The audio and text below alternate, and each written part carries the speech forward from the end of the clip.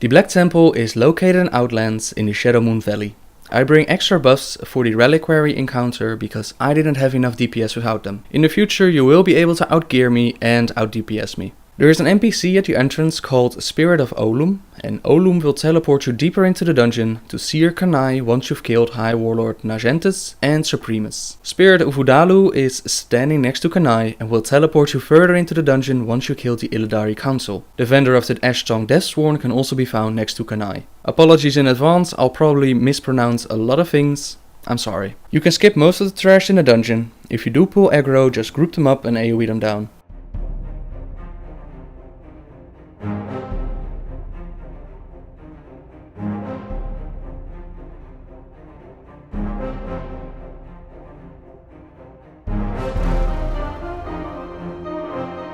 High Warlord Naj'entus is the first encounter, and he was the reason why I couldn't solo Black Temple in the past. He does an ability called Tidal Shield. This makes him immune to all damage and heals him completely. However, he does this after 60 seconds, so you have a 60-second window to kill him. After killing the Warlord, make your way up the sewers and enter the Illidari training grounds. You'll find the next boss at the staircase, so make your way to the right.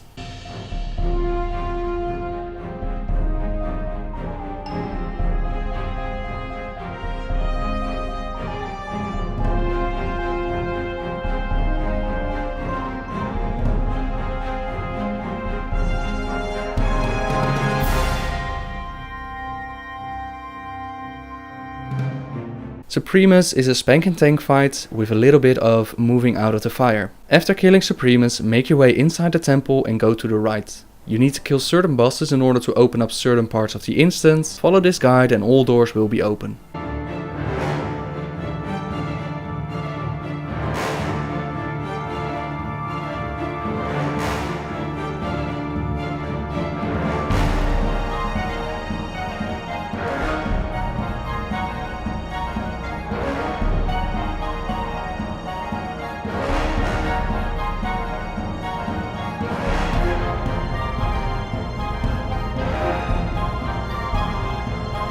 The trash inside the Black Temple is a little bit annoying. They can silence, root and stun you, but it's mostly just a delay. Group everything up and AoE it down.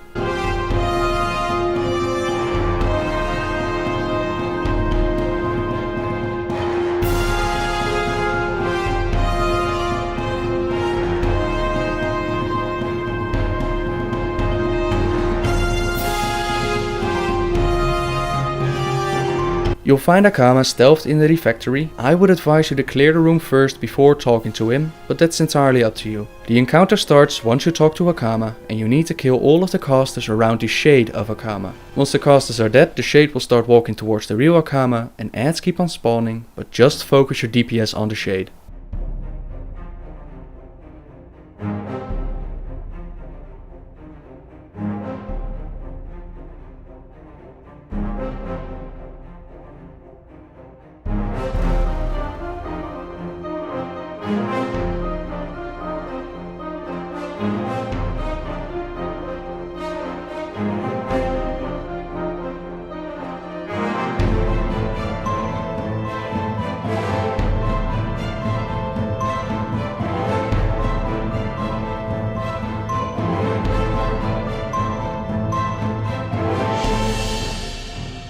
Akama will take control over the temple once his shade is destroyed, and all the broken will turn friendly toward you. They won't help you kill any trash, but they won't attack you either. Exit this room and hold right.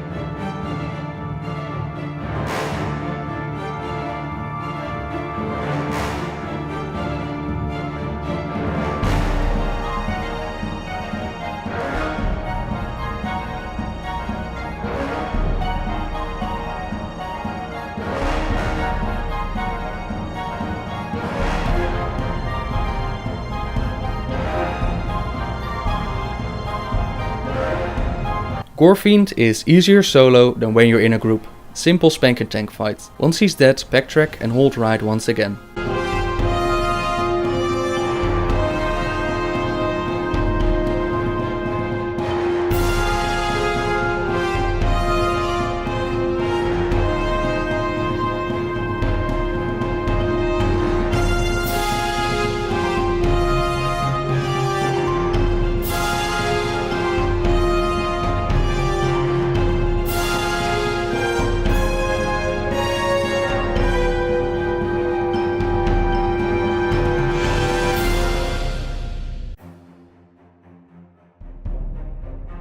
You have a choice to go either left or right first in the Halls of Agony. I prefer to go left first because I know for sure that I can solo that boss. Go down the stairs and hold left.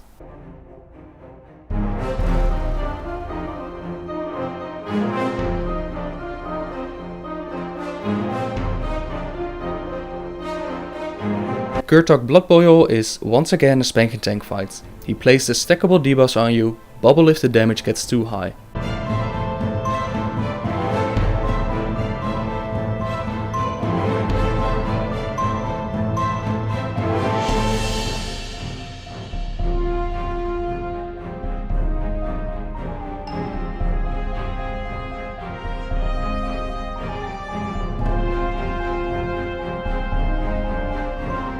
Go up the stairs behind him and hold right. We're going to make our way to the hardest encounter in all of the Black Temple. The hallway with the ghost is a gauntlet. The ads keep spawning, so make your way to the end, AoE them down and get ready for the Reliquary of Souls.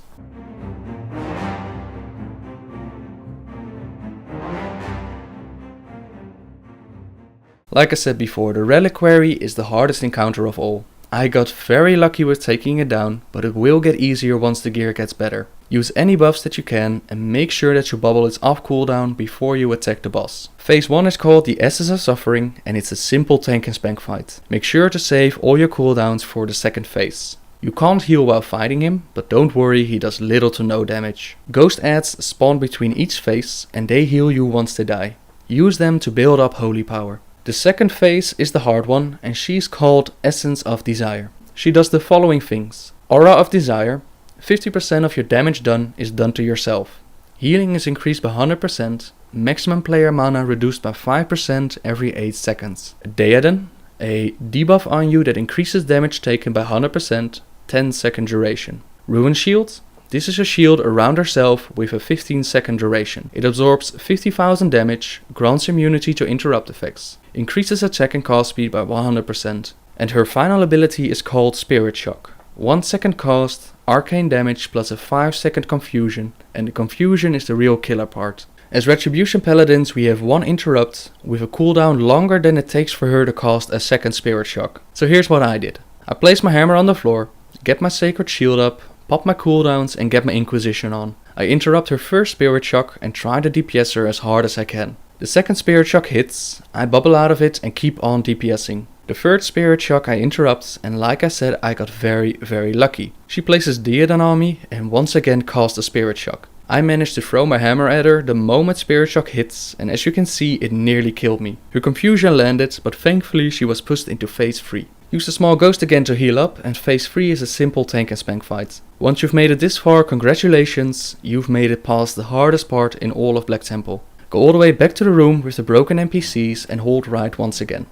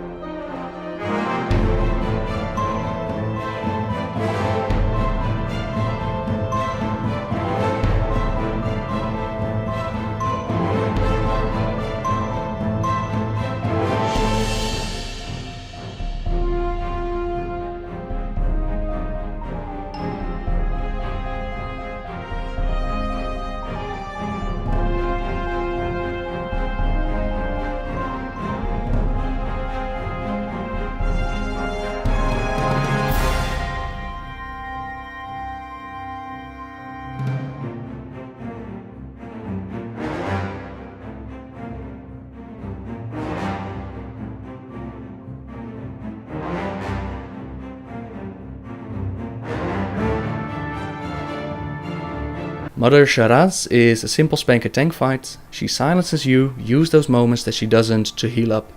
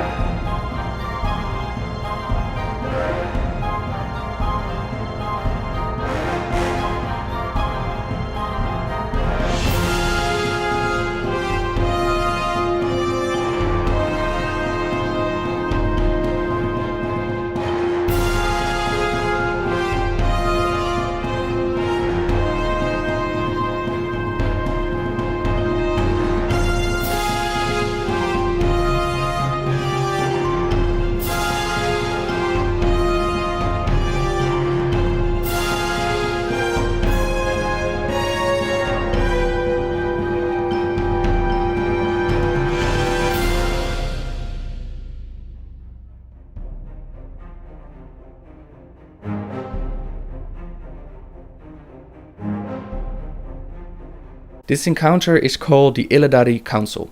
It's a tricky fight, but not nearly as hard as the Reliquary. They share their health pool, so it doesn't really matter which one you DPS. Lady Malande does an AoE heal, and you can choose to fight her and interrupt that spell. I don't, because the other boss will eventually bubble her and they cause AoE damage from which I like to move out of. Our DPS is now so high that even when she's healing you can still out DPS it. I choose to fight the paladin and I kite him up and down the stairs. I do this to avoid his consecration on the floor and to avoid the mage's abilities. Make sure to heal yourself and DPS them down. When I wiped on them in the past, they would keep their health that they had before I died.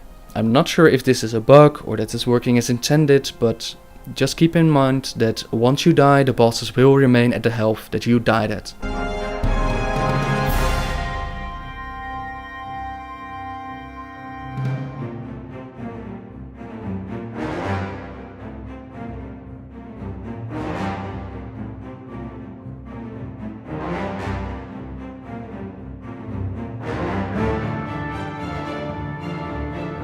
Talk to Akama to open up the door to Illidan, and then talk to Akama again to start the final fight. You are not prepared. Illidan comes in a few phases, but you'll not encounter all of them. Save all your cooldowns for when Illidan throws his weapons on the floor. You begin with fighting him together with Akama. Illidan calls for reinforcements and Akama leaves you to hold them off. Illidan can do a flame crash, move out of the fire. At 65% health, Illidan will fly up and throw his weapons at you. This is the time to pop your cooldowns and DPS as hard as you can. The elementals that spawn can really hurt and you want them down as soon as possible. Focus your DPS on the one that is furthest away from his blade. That one will have a 500% damage increase and will be red. Don't do it as I do it, instead tank them near the other weapon. Move out of the fire and stay alive. Illidan will shoot fire at you from the sky. Move in a circle to avoid it. I didn't know that they received a damage increase when pulled away from the weapon. That's why I nearly died in this phase. Knowing this will make it a lot easier. Illidan lands once the elementals are dead and he now places a debuff on you. Use your Hand of Purity to reduce damage taken. DPS him down until he stuns you, and at that point Maeve will come and help you out, and after that it's a very easy victory. Reasons for doing this solo is no longer for the gold, but the gear that drops looks very nice. You also get reputation with the Eschong Deathsworn, and Illidan has a chance to drop legendaries. Unfortunately paladins can't use those legendaries, but hey, they're legendaries. Black Temple is one of the biggest and most beautiful raids in the game, and I hope this guide will help you in making your way through it. Until next time guys, see ya!